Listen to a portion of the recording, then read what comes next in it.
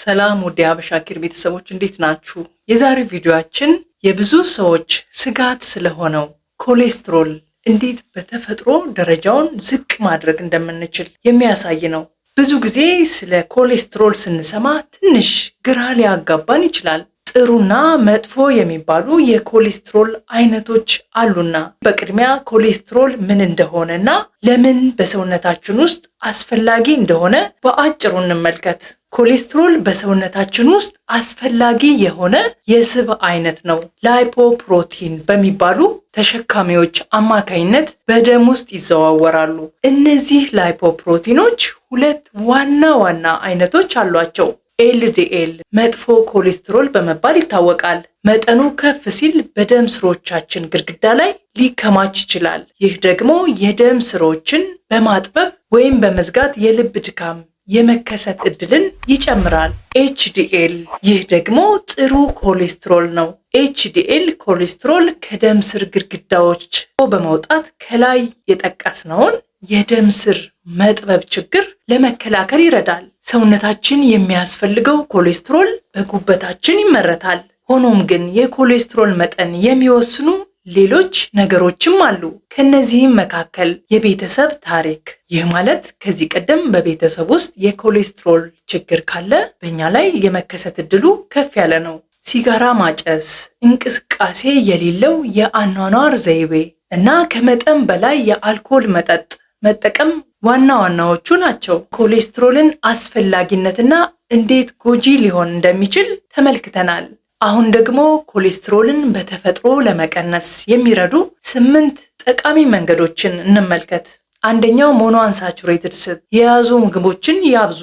አንዳንድ ሰዎች ለክብደት መቀነስ የስብ መጠንን ሙሉ በሙሉ መቀነስ ይመክራሉ። ነገር ግን ኤክስፐርቶች እንደሚሉት የደም ኮሌስትሮልን ለመቆጣጠር ውጤታማነቱ አጠያያቂ ነው።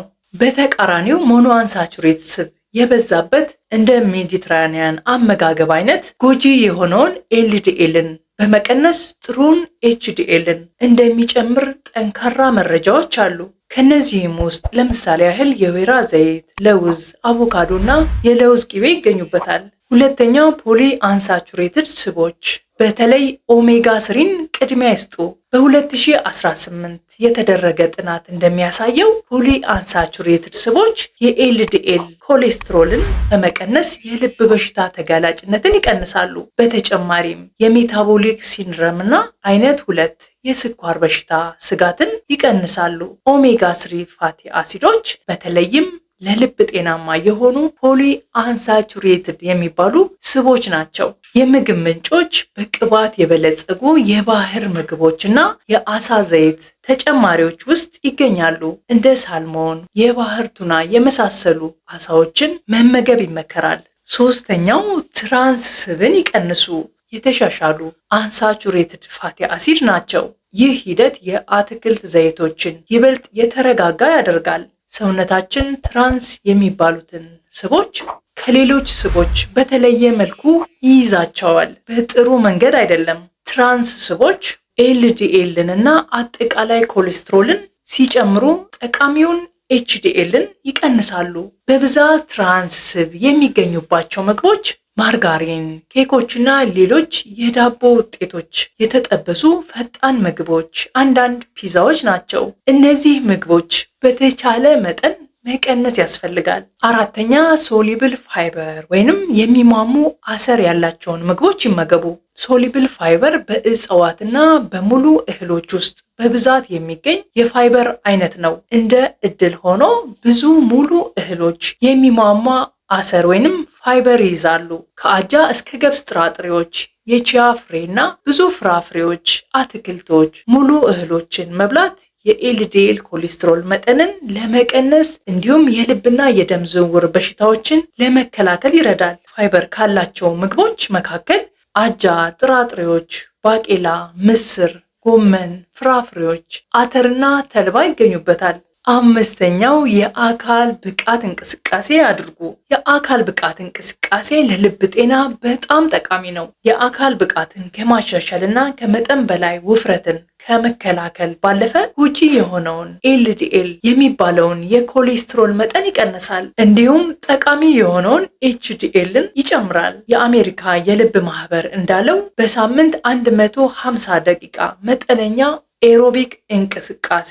ይህ እንቅስቃሴ የእግር ጉዞን ይጨምራል። የኮሌስትሮል መጠንን ለመቀነስ በቂ ነው። ከኤሮቢክ እንቅስቃሴ ጎን ለጎን መደበኛ የጥንካሬ ስፖርታዊ እንቅስቃሴ ተጨማሪ ጥቅሞችን ሊሰጥ ይችላል። ስድስተኛው ጤናማ ክብደት። ከመጠን በላይ ክብደት ወይም ውፍረት ለከፍተኛ የኮሌስትሮል መጠን የመጋለጥ ዕድልን ይጨምራል። ክብደት መቀነስ ኮሌስትሮልን ለመቀነስ ይረዳል። በአጠቃላይ ክብደት መቀነስ ጎጂ የሆነውን ኤልዲኤልን በመቀነስና ጠቃሚ የሆነውን ኤችዲኤልን በመጨመር ኮሌስትሮል ለመቀነስ ድርብ ጥቅም አለው። ለእርስዎ የሚሰራ ጤናማ አመጋገብና ዘላቂ የክብደት አያያዝ ወይንም የክብደት መቀነስ ዘዴ እቅድ ለመወሰን ከዶክተሮ ጋር አብረው ይስሩ።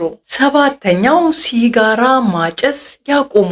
ትንባሆ ማጨስ የልብ በሽታ ስጋትን በብዙ መንገዶች ይጨምራል። ከነዚህ መካከል ኤልዲኤልን ይጨምራል፣ ኤችዲኤልን ይቀንሳል፣ በደም ስሮች ውስጥ የኮሌስትሮል ክምችት እንዲጨምር ያደርጋል፣ የኮሌስትሮል መጓጓዝ እና መስረግ ይጎዳል። ሲጋራ ማጨስ ማቆም እነዚህን ጎጂ ውጤቶች ለመቀልበስ ይረዳል። ዶክተሮ ሲጋራ ማጨስ ለማቆም እቅድ እንዲያዘጋጁ ሊረዳዎት ይችላል። ያማክሩ። ስምንተኛው አልኮልን ያቆሙ አሊያም በመጠኑ ይጠጡ።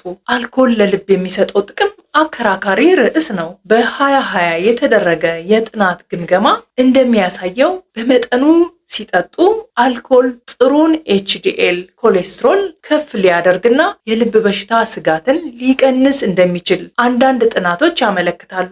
ይሁን እንጂ የዩናይትድ ስቴትስ የበሽታ መቆጣጠሪያና መከላከያ ማዕከል ወይንም ሲዲሲ እና የአሜሪካ የልብ ህብረት አይስማሙም። ሁለቱም ድርጅቶች አልኮል መጠጣት ኮሌስትሮልን ለመቀነስ ወይም የልብ ጤናን ለማሻሻል የሚያስችል አሳማኝ ጥናት እንደሌለ ይናገራሉ።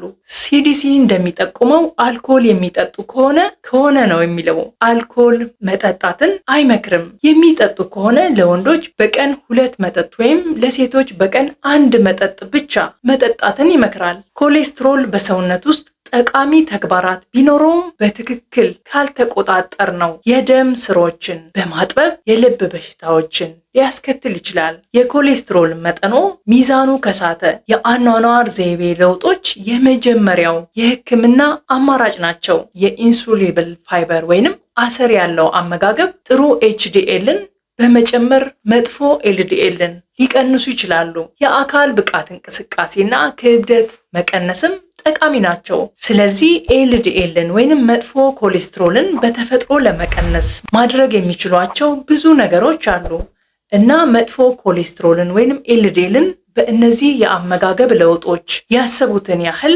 ባይቀንስም በእነዚህ ለውጦች ብቻ ሳይወሰን ለጤናው ሰፊ ተጽዕኖ እንዳለው ያስታውሱ።